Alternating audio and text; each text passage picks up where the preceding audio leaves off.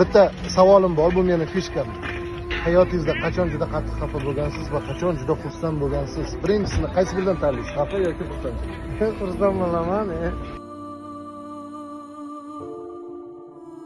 Xafa qilishmaganmi hech? Bir xil odamlar bor. Masalan, qo'pol odamlar bor, boshqalar bor.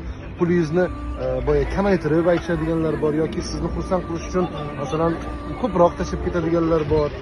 To'g'ri Xafa qilishmaganmisiz? Yo'q, endi har narsa unaqalarni ham hisobga olamiz. Xafa bo'ladigan bo'lsak, bozorda yura olmaymiz.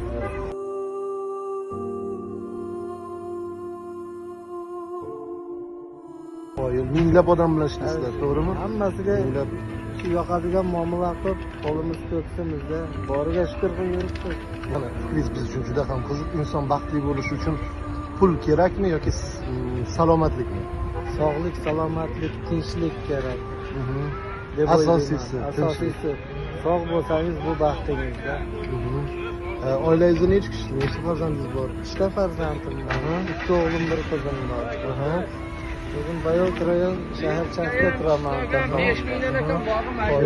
Yerga qatnab ishlab tirikchilik. Qanday ro'zg'or? Bo'ladi, Xudoga shukr. E'tibor bering, 10 yildan beri arava haydaydilar va bundan hech ham xafa bo'lmayaptilar, hech ham bu mag'rurlanib aytyaptilar, chunki mehnat halol, topayotgan daromad ham halol. Hayotda chiroyli yashash uchun nima qilish kerak? Chiroyli yashash uchun chiroyli tarbiya bo'lish kerak, sog'lik, salomatlik, boriga shukr. Avvalambor shukurni bilishimiz kerak-da, shukur qilsak Alloh beradi. Asosiysi. Oz topsak ham, ko'p topsak ham boriga shukr. Sihat salomatchilik bo'lsa, har xil ofatlardan Alloh o'zi saqlasin. Kasalliklardan, baxtsizliklardan.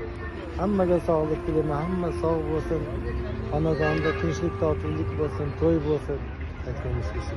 Salomat bo'ling siz ham. Tanishganimdan xursandman. Men ham xursandman. Sog' bo'ling.